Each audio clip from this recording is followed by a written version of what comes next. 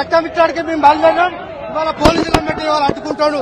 ఇంకా రక్తం ఇస్తామని ఇస్తాం అని మాకు మాత్రం నేను ఇవాళ తెలంగాణ రైతులకు అని చెప్పి డిమాండ్ ఇస్తా ఉన్నాం.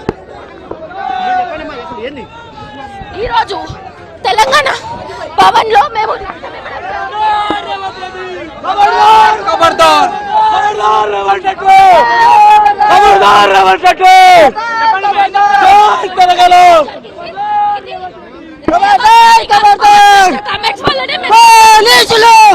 ఒక్క నిమిషం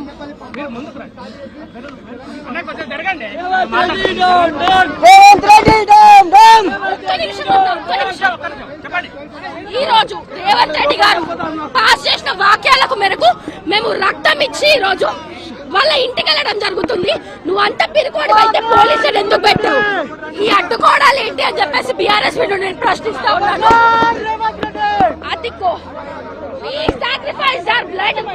ఈ రోజు ఏదైతే రక్తం ఇవ్వాలని చెప్పినో రేవంత్ రక్తం అని పోతాం జూబ్లీస్ ప్యాలెస్ కి రైతులకు నీళ్ళు ఇవ్వాలని డిమాండ్ చేస్తున్నాం. రేవంత్ రెడ్డికి ఇలా ఏదో ముఖ్యమంత్రి ఉన్నారు చాదారు ముఖ్యమంత్రి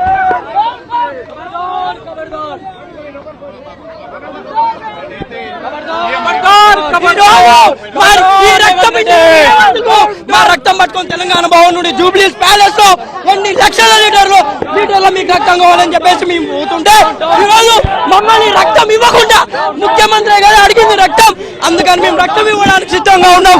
మా రక్తం లక్షల లీటర్ల రక్తం తీసుకొని తెలంగాణ ప్రజలకు నీళ్ళు అందించు రేవంత్ అని చెప్పేసి ఈరోజు మేము రేవంత్ రెడ్డి ఇంటికి వెళ్తుంటే అయితే ఇవాళ అంతా కన్నపల్లి పంపులు స్టార్ట్ చేసి తెలంగాణ రైతాంగానికి నీళ్ళు ఇవ్వాలని చెప్పి కేటీఆర్ గారు కన్నపల్లి పంప్ హౌస్ స్టార్ట్ చేస్తే కన్నపల్లి పంప్ హౌస్ కోసం వెళ్తే ఇవాళ రక్తం కావాలని అడిగింది ఇవాళ రేవంత్ రెడ్డి. అందుకనే మేము రక్తం ఇస్తా ఉన్నాం. రేవంత్ రెడ్డి గారు మా రక్తాన్ని తీసుకోండి, తెలంగాణ రైతాంగానికి మాత్రం ఇవాళ కాళేశ్వరం నీళ్ళు ఇవ్వాలని చెప్పి డిమాండ్ చేస్తా ఉన్నాం. తెలంగాణ ఉద్యమం జరిగిందే నీళ్లు నిధులు నియామకాలు కాబట్టి ఇవాళ వాటి కోసం అని చెప్పి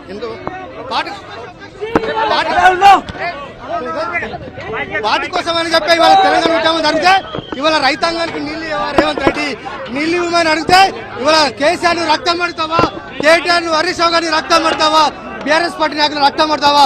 అందుకని మా రక్తాన్ని తీసుకొని నీళ్లు ఇవ్వాలని చెప్పి మేము డిమాండ్ చేస్తా ఉన్నాం.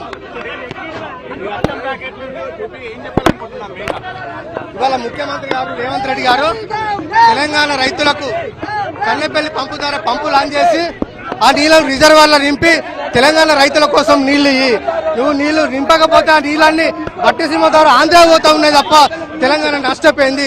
కేసీఆర్ గారు తెలంగాణ కాళేశ్వరం ప్రాజెక్టు కట్టింది తెలంగాణ రైతుల కోసం. ఆ ప్రాజెక్టు తెలంగాణ రైతులకు ఉపయోగపడకుండా ఇవాళ ఆంధ్ర నాయకులకు లబ్ధి చేకూరిన ముఖ్యమంత్రి వ్యవహరిస్తా ఉన్నారు.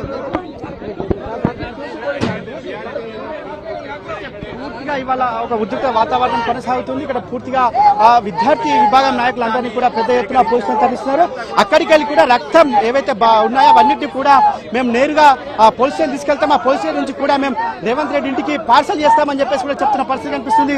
పూర్తిగా ఇవాళ రాష్ట్ర ముఖ్యమంత్రి రక్తం ఏదైతే కావాలని కోరిండో ఆ రక్తం ఇవ్వడానికి మేము సిద్ధంగా ఉంటే ఎందుకు ఈ తరహా చేస్తున్నారని చెప్పేసి కూడా ఆగ్రహం వ్యక్తం చేస్తున్న పరిస్థితి కనిపిస్తుంది. పూర్తిగా ఇవాళ ప్రభుత్వం తన దిక్కుమాలిన చర్య అని చెప్పేసి కూడా వీరంతా చెప్తున్న పరిస్థితి కనిపిస్తుంది. ఈ రోజు రేవంత్ రెడ్డి ఏమంటున్నావు, బీఆర్ఎస్ పార్టీ నాయకుల రక్తంతో బాధితమన్నాడు. ఆ రక్తం దాఖలు తీసుకొని జూబ్లీస్ ప్యాలెస్ వెళ్తుంటే ఈరోజు పోలీసులు చూడండి విచక్షణ రహితంగా దారుణంగా మమ్మల్ని అరెస్ట్ చేయడం జరుగుతుంది. నువ్వు రక్తం ఇస్తున్నావు. ఈరోజు పేద ప్రజలకు భూములకు ఈరోజు తెలంగాణ రాష్ట్ర ప్రజాంగానికి రైతాంగానికి నీళ్ళు ఇవ్వమని రేవంత్ రెడ్డికి తెలియదు. రేవంత్ రెడ్డి నీకు రక్తం కావాలి కదా, బీఆర్ఎస్ పార్టీకి రక్తం ఇవ్వడం కొత్త కాదు. నీకు సిద్ధి ఉంటే మా రక్తం తీసుకో, కానీ రైతులకు నీళ్ళు అన్నిటికీ నీ పని చేసుకోరాదు. మొత్తం చూసిన వల్ల ఖచ్చితంగా తెలంగాణ భవన్ వ్యాప్తంగా కూడా పెద్ద ఎత్తున ఆందోళన చేస్తున్నాయి. పోలీసులంతా కూడా తన ఇష్టానురీతంగా వ్యవహరిస్తున్నారు. మీడియా పట్ల కూడా దురుసుగా పౌరుస్తుగా కనిపిస్తుంది. పోలీసులు తమ మీడియాను ఇటు కార్యకర్తలను ఇష్టానుసారంగా వ్యవహరిస్తున్న తీరైతే ఇక్కడ కనిపిస్తుంది. పోలీసులు పెద్ద ఎత్తున మోహరించడంతో ఇక్కడ ఒక ఉద్రిక్త పరిస్థితి నెలకొన్నాయి. పూర్తిగా ఆ పోలీసులు తన వలయంలోకి తీసుకున్న పరిస్థితి కనిపిస్తుంది. చూడొచ్చు, నీళ్లు అడిగితే నెత్తురు కావాలా రేవంత్ రెడ్డి, మేము సిద్ధంగా ఉన్నామంటూ కూడా పెద్ద ఎత్తున ఆందోళన చేసిన పరిస్థితి కనిపిస్తుంది. అయితే పోలీసులు మాత్రం మేము పోలీస్ చేయలేదంటూ కూడా చెప్తున్న పరిస్థితి. అయితే 80% ఇక్కడ ఉక్కిలు పోతాం, మేము రక్తము ఏదైతే తీసుకున్నామో అవన్నీ కూడా మేము కాంగ్రెస్ నాయకులకు పార్సల్ పంపుతామంటూ కూడా ఆగ్రహం వ్యక్తం చేసిన పరిస్థితి కనిపిస్తుంది. ఇక్కడ పోలీసులు కూడా తమ ఓవర్ యాక్షన్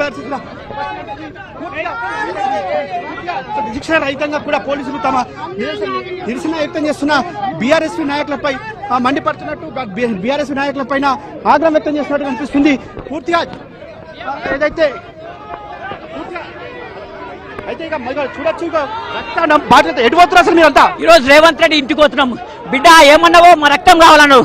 ఈ రోజు మా రక్తాన్ని తీసుకొని ఈ రోజు రేవంత్ రెడ్డి ఇంటికి పోతుంటే ఈ రోజు పోలీసులను పెట్టుకొని ఈ రోజు అడ్డుకుంటాడు. సిగ్గు శరం ఉండాలి. ఈ రోజు ఏమన్నా విలేక సమస్యలా?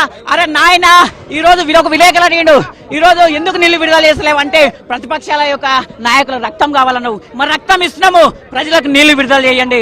ఎందుకంటే రైతులు బాగుంటేనే రాజ్యం బాగుంటుంది, రైతులు బాగుంటేనే దేశం అభివృద్ధి చెప్తుంది. కాబట్టి రైతులే ముఖ్యం. కాబట్టి రైతులకు వెంటనే నీళ్లు విడుదల చేయాలా. మా రక్తం కాదు ఇంకేదైనా కానీ ఇస్తాము, కానీ రైతులకు నీళ్లు విడుదల, రైతులు బాగుపడాలని మా బీఆర్ఎస్ పార్టీ అని కానీ బీఆర్ఎస్ డిమాండ్ చేస్తా ఉన్నాను. రక్తం బాటిల్ తీసుకుపోతారు కదా, పోలీస్ స్టేషన్ నుంచి సీఎం ఇంటికి పంపిస్తారా? సీఎం రేవంత్ రెడ్డి జూబ్లీస్ ఇంటికే పోతా ఉన్నాము, కానీ ఇటు పోలీసు వాళ్ళు ఈ రోజు ఎక్కడెక్కడ అడ్డుకుంటుంది. మేమేమంటాం, ఈ రోజు రైతులకు నీళ్ళు లేదంటే రక్తం కావాలంటారు. ఈ రోజు విద్యార్థి నాయకులకు, నిరుద్యోగులకు ఉద్యోగాలు అంటే ఎండిన సాగా అంటే ప్రజలు అయినా కానీ మీరు హామీల పైన ప్రశ్నిస్తా ఉంటే వాళ్ళని చచ్చిపోవాలనడం, రక్తం కావాలనడం సిగ్గుచేటు. వెంటనే రేవంత్ రెడ్డి తెలంగాణ సమాజం క్షమాపణ చెప్పాలని మేము డిమాండ్ చేస్తా ఉన్నాం. మళ్ళీ ఎవరైనా ఒకటే చెప్తారు, ఖచ్చితంగా ఇవాళ రక్తం కావాలని చెప్పిన ముఖ్యమంత్రి మేము రక్తం రైతులకు నీళ్ళు ఇమ్మంటే రైతు రక్తం కావుతారు. రక్త పిశాచి అయినటువంటి రేవంత్ రెడ్డి ఇంటికి పోతుంటే పోలీసులు అక్రమంగా అరెస్ట్ చేస్తున్నారు. దీన్ని తీవ్రంగా ఖండిస్తున్నాం. తెలంగాణ ఉద్యమంలో పోరాడినటువంటి చరిత్ర మాది. ఈ రోజు రైతులకు నీళ్లు ఇచ్చే వరకు, కన్నపల్లి పంప్ హౌజులు తెరిచే వరకు కూడా పోరాడతాం.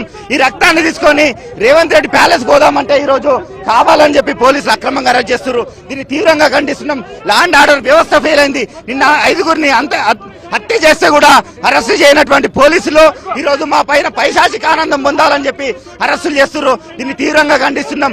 తెలంగాణ ఉద్యమంలో పోరాడి జైలు కాదు, పోరాటాలు కొత్త కావు. తెలంగాణ రైతాంగం బాగుండాలని చెప్పి రైతు బాంధవుడు కేసీఆర్ గారు రైతు బంధు పథకం తెచ్చి కాళేశ్వరం లాంటి బృహత్తరమైనటువంటి పథకాన్ని తెచ్చినటువంటి చరిత్ర కేసీఆర్ గారికి తగ్గుతుంది. ఈ రోజు కావాలని చెప్పి మీరు పోలీసులతో దౌర్జన్యంగా బీఆర్ఎస్ నాయకులను అరెస్ట్ చేస్తే కన్నెపల్లి పంప్ తెరిచే వరకు కూడా ఈ పోరాటాన్ని ఉధృతం చేస్తాం.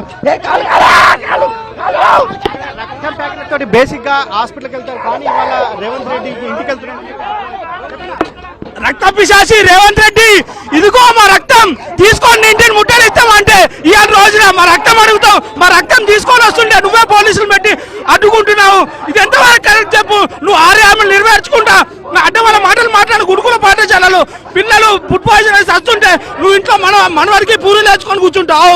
అమ్మమ్మ కావాలి, తాత కావాలి, పూరీలు వేసుకొని కూర్చుంటావు. రేవంత్ రెడ్డి తస్మాత్ జాగ్రత్త. రైతుల గురించి ఆలోచించి నీళ్ళు వదులు.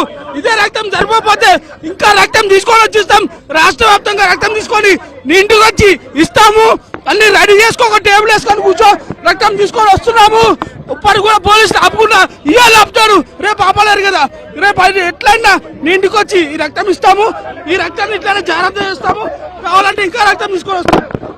ఈ రోజు రేవంత్ రెడ్డి గారు తెలంగాణ రాష్ట్రంలో ఉన్న ప్రజల రక్తాన్ని కోరుకుంటాను, బీఆర్ఎస్ పార్టీ కార్యకర్తల రక్తాన్ని. మేము రక్తాన్ని ఇచ్చి మరి తెలంగాణ రాష్ట్ర రైతులకు నీళ్ళు వదిలిపెట్టమని చెప్తున్నాం. నీకు ఏమైనా ఇంగిత జ్ఞానం ఉంటే రేవంత్ రెడ్డి నువ్వు ముఖ్యమంత్రి లెక్క మాట్లాడతలేవు, ఒక హత్య రాజకీయాలను ప్రేరేపించే విధంగా మాట్లాడుతున్నావు. కాబట్టి రేవంత్ రెడ్డి నువ్వు నీళ్ళు వదిలిపెట్టకపోతే యావత్ తెలంగాణ రైతాంగాన్ని తీసుకొని వెళ్ళి